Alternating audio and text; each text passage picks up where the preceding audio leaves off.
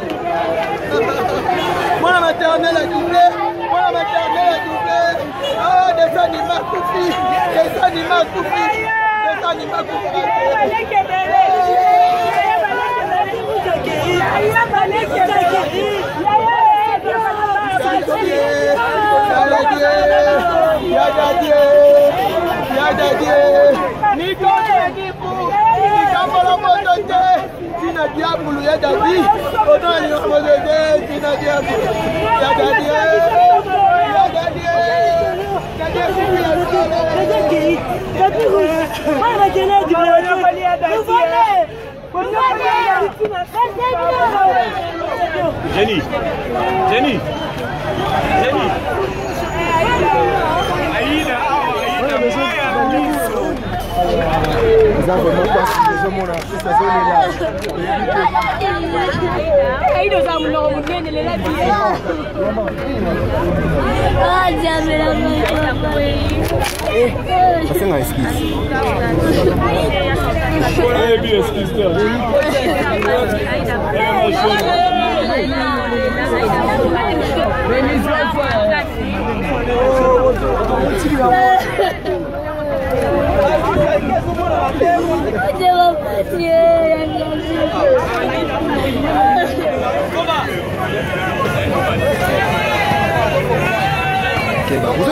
Vous contrôlez vraiment. D'accord. Ça ne plus encore. Il faut 10. Allez, voiture. 10.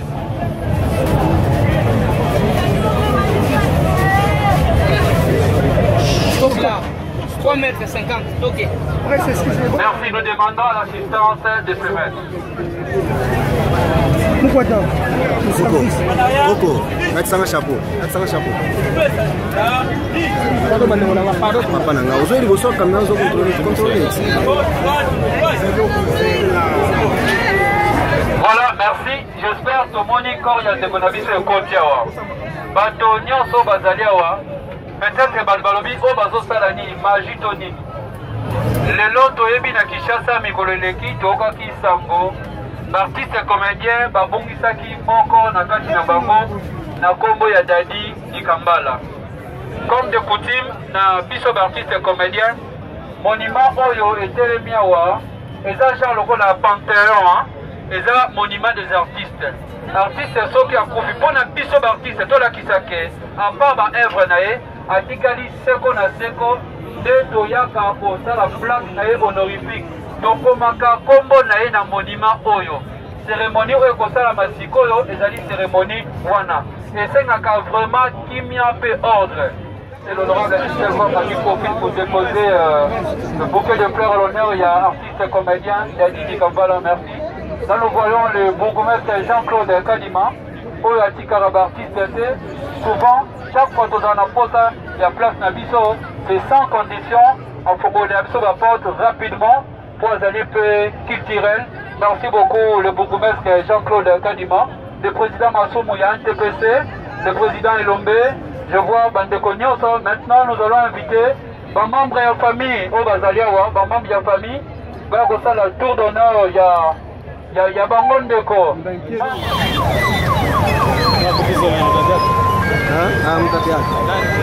Dadi Dikambala.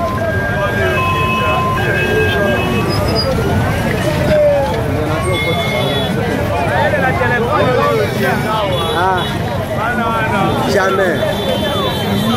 Bana wana batala bilongi.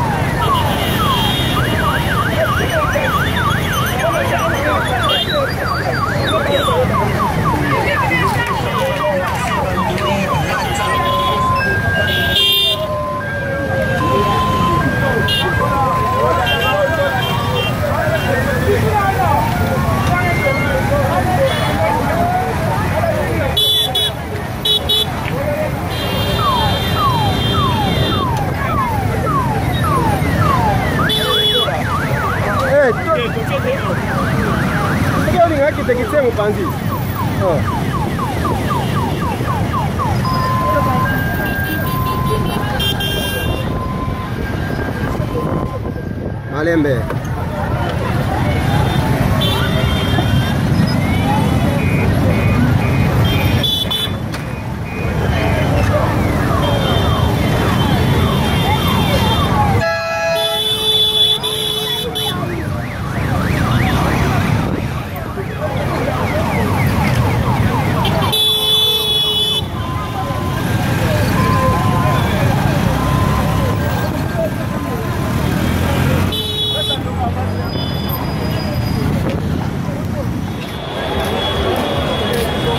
Comme na stade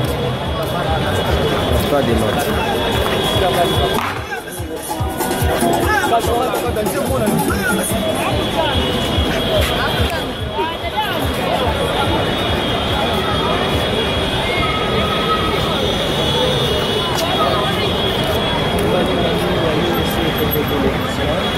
Abandi bozomona bokoti nzoto ya Non, c'est un cortège, il y a des Kambala. Ça fait mal au cœur. C'est notre yaya, notre frère.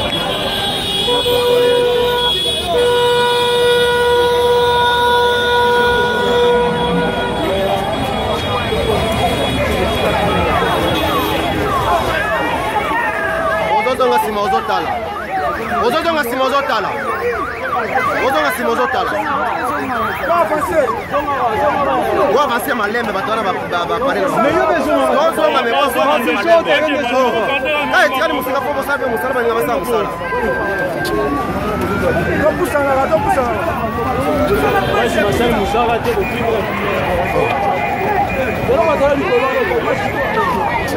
Pepe olongoli nga chapeau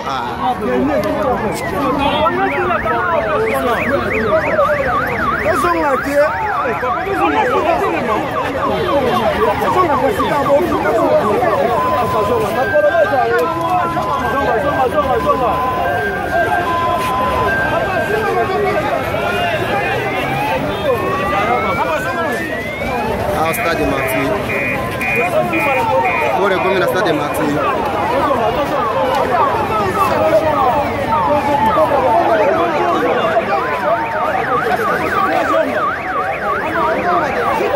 Malem est en haut.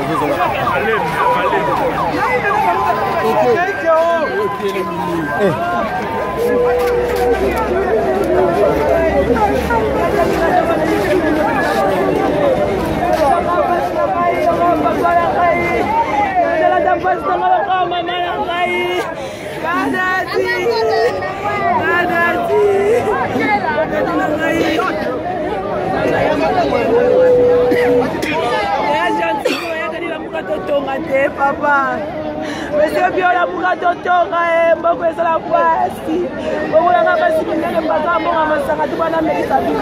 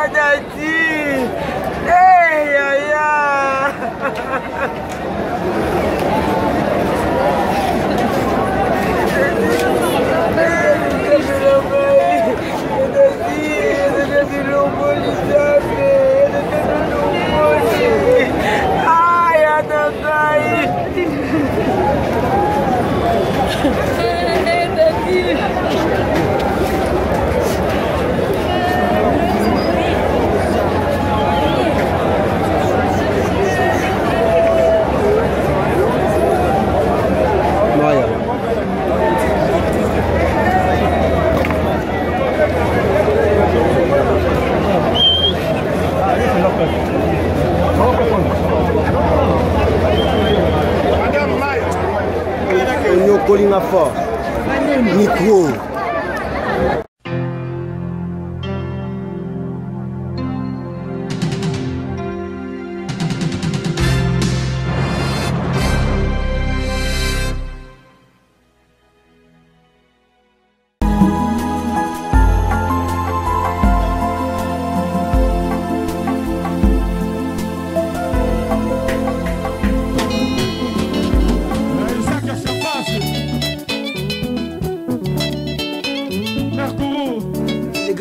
de Paris qui faut dans sala là on a liboso na bino pone loko moko babi événement ezaka moko na France mobimba ah liputa abi soirée on est à somme ah donc na bengi bino bana poussa to na bengi bana Paris ba jeune na bien ba ngola ta kitoko to ba lingi président parti to ba lingi la muka ta poussa na bino donc peuple congolais surtout bana ya diaspora bana Angleterre bana ya Hollande bana Bruxelles boya epelé.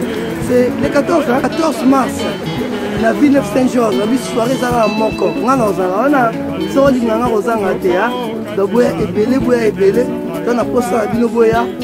King Freeman Masala, les grands fonctionnaires de Paris, le logo pour la présidente Fati. La place légitime. On va pas la première. Attends, on va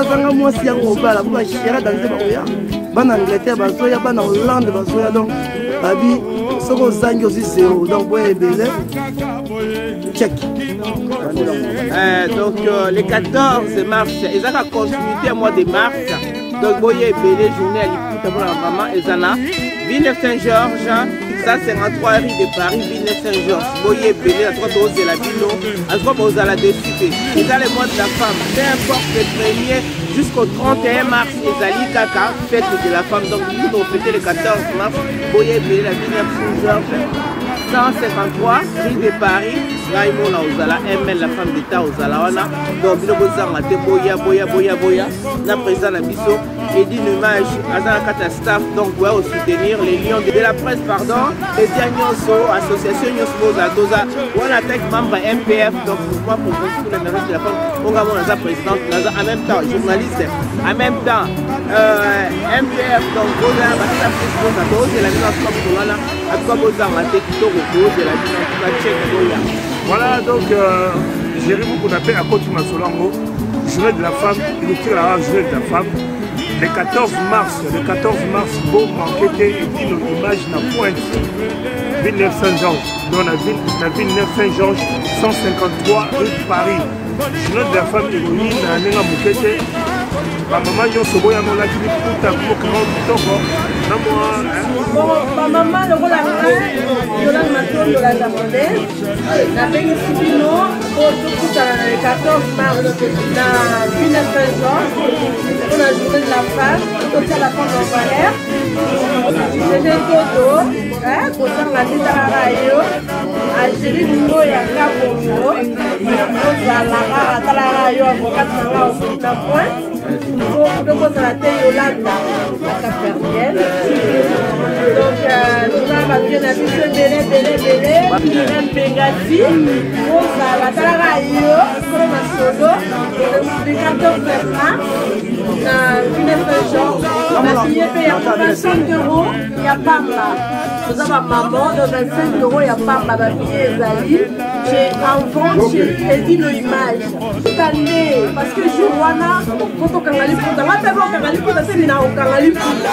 donc jour wana pour la maman puta pour essayer la kitoko donc représenter journée à moi et à maman il y a jeune fille il y a pas quoi voilà le 14 mars nous allons à Villeneuve Saint-Georges à celui où on a carré tu es déjà d'autres qui sont tout là en antenne nous allons à ce moment soirée nous allons en tout cas invité ma masse salanga tout là en tout cas on est là soirée à famille maman tout à la maman tout là masse salanga tout masse salanga la tine au délai nous allons tout là binda basse nous devons tout à dans le mini dolo Gourmand, il y a les pires à pas aller à tous à la vie tout là. On lève la musique à tout bouge, tous à la vie tout là, tout ce qui est là. Musique ensemble, tout le monde sous ma solo bien. Il dit l'image toujours. La Villeneuve Saint-Georges, en tout cas tout ça, le 14 mars, tout ça.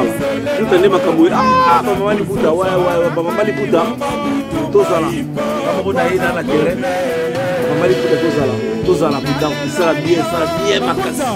Tout putain national, tout putain là. 14 mars, préciser le 14 mars. Non, le 14 mars. Yanga ira takate. Soirée, Zara Moko. Tout ça. 14 mars, la Villeneuve Saint-Georges. En tout cas, ça bien ma casse. Une soirée, 14 à la Villeneuve Saint-Georges. Vous aurez des surprises même. Venez nombreuses à 153 rue de Paris, à Villeneuve Saint-Georges. Je suis centrafricaine, donc j'invite toutes les femmes centrafricaines, et même avec leur mari. Ils sont centrafricaines, donc ici nous sommes là. Donc, ça, je ne vais pas y aller. Donc, béni soirée à Kedata, maman, le 8 mars, il y a Wadi. Wadi, son papi, à Wadi. Donc, le 14 mars, dans la ville de Saint-Georges, adresse 153 de Paris, 94 190, adresse Nida.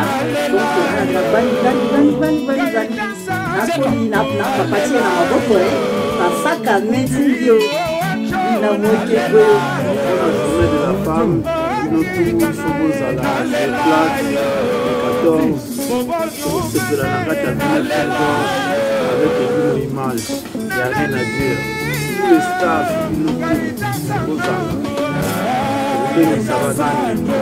amis personnels, tout, tout à Paris,